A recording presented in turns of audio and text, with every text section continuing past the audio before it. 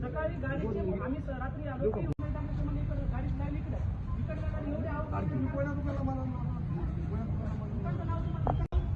दुसऱ्या शेतकऱ्याचा माल तिथं पडून जाईल, माल इकडे तिकडे जाईल.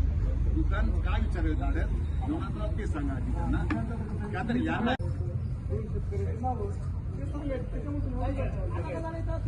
दोन लाटला दिले, त्याला 2 लाट दिले.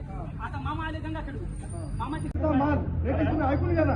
गंगाखेडचा माल मामा डायरेक्ट बिटाला टाकू शकतात काय? मामा डायरेक्ट बिटाला नाही, आत्यानं बोललं तो आता येत नाही. ऐका ना, तुम्ही शेतकऱ्याचा ऐका ना, जर तुमच्याकडून अजून आमच्यामध्ये काही पडण्याचं एकच कारण आहे, व्यापारी हे योग्य दरामध्ये हळद खरेदी न करत असल्यामुळं शेतकऱ्यांना हळद म्हणजे बीट थांबवलेलं आहे. त्याचं कारण एकच आहे की हे हळदी जे रेट चलाला आहे, एनडीएक्सचा जो रेट चलाला आहे तो आज 20,400 रुपये रेट आहे आणि यांची बोली चलाली 12,000, 13,000, 15,000पर्यंत. हे सगळे व्यापारी एकी करून आपण माल खरेदी करायलेत, कारण का हे एकमेकाचे म्हणजे एक रिलेशनशिप आहे यांची, एक व्यापारी वर्गाची एक रिलेशनशिप आहे, कमिटी आहे. कमिटी करून काय रेंजनं माल खरेदी करायचा आहे हे याच्यावरही माल जाऊ देना गेलेत शेतकऱ्याचा. आणि शेतकरी जर माल घेऊन इथं आला 100 किलोमीटरवरून 200 किलोमीटरवरून इथं आल्याच्यानंतर तुम्हाला विकायचं असेल तर विका, नाही तर न विका. मग माल ठेवायचा कुठं शेतकऱ्यानं हे सांगा आम्हाला. माल ठेवायचा कुठं? आणि ठेवायला आम्हाला कमिटीची कुठं जागा नाही, कोणी आमचा माल ठेवून घ्यायला तयार नाही. ठेवून घेतला तर त्याची जिम्मेदारी कोणी घ्यायला तयार नाही. आणि पुन्हा नंतर जर बिटामध्ये टाकायचं म्हणलं तर 8 दिवस आमचा नंबर येत नाही. 8 दिवस माल आम्ही ठेवायचा कुठं? परत जर टेम्पोवाल्याला आम्ही वापस न्यायचं म्हणलं तर ते थांबा 2 दिवस म्हणलं, 4 दिवस थांबायचं म्हणलं पर डे 2,000 रुपये भाडं द्यायला लागते.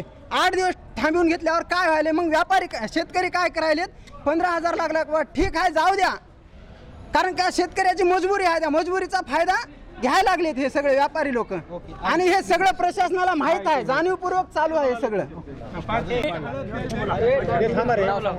या ठिकाणी मी वाघी येथील शेतकरी आहे. या ठिकाणी रात्री 3 वाजता मी बिटामध्ये गाडी लावलेली आहे. या ठिकाणी मार्केट कमिटीचं नियोजन असं आहे की 3 वाजता गाडी लावायची, नंबर घ्यायचा, नंबर घेऊन बिटामध्ये माल टाकायचा.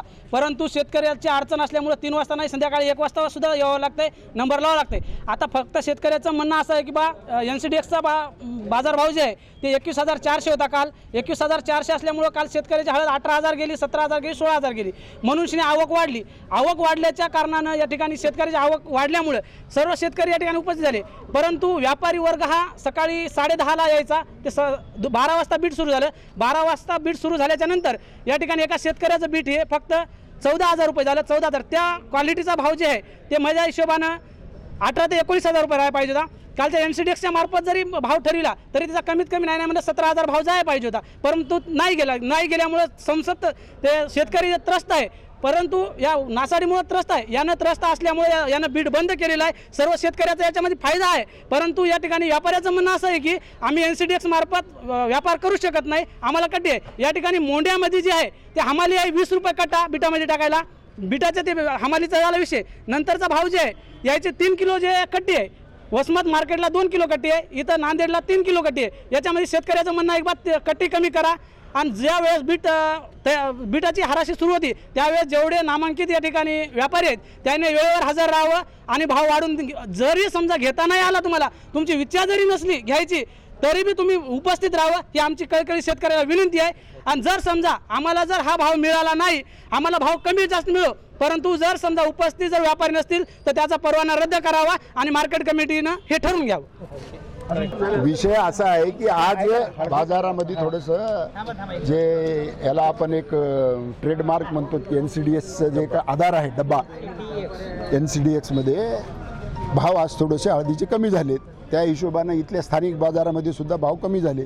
तर शेतकऱ्यांचा रोष असा आहे की बाबा ज्यावेळेस पडतात भाव त्यावेळेस त्याची अंमलबजावणी फार लवकर होती आणि वाढतात त्यावेळेस फार कासव गतीनं होती किंवा फार स्लो होते गोगलगाईच्या गतीनं.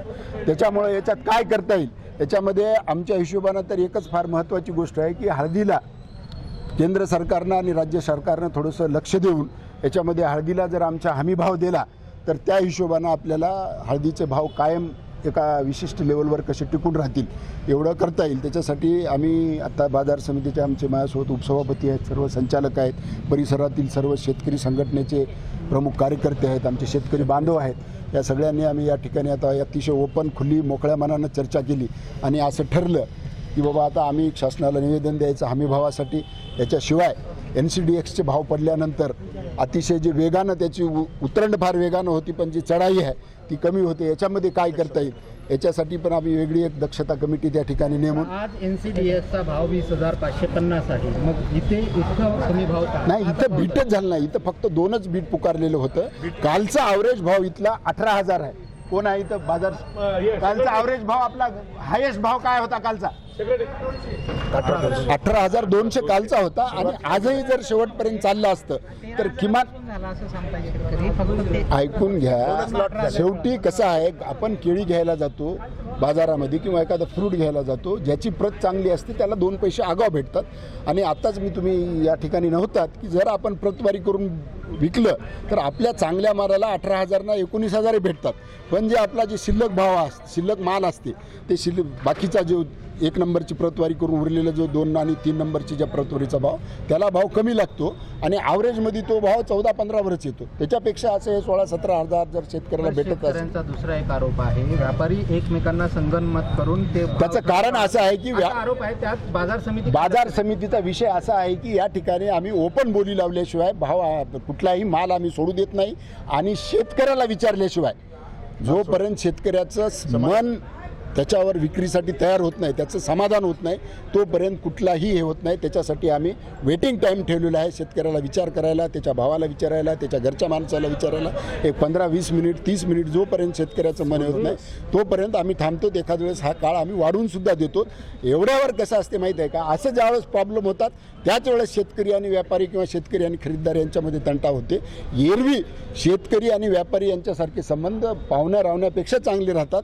त्याचं कारण असं आहे की त्यांचे संबंध फार ह्याचे असतात, अडीअडचणीला किंवा आर्थिक ह्याच्यामध्ये ते एकमेकांना काम येणारी माणसं असतात. मालाचा मोबदला 45 दिवसानंतर मिळतो. अजिबात नाही. आपल्याकडे कंप्लेंट आहे का एखादी? कंप्लेंट नाही, पण शेतकरी जर ऐकून घ्या, जर एखाद्या शेतकऱ्याचं असेल तर आम्ही बघून घेऊ आणि लेखी अर्ज करायला हवा. त्याला 24 तासाच्या आत या ठिकाणी पैसे देणं हे शासनाचा नियम आहे.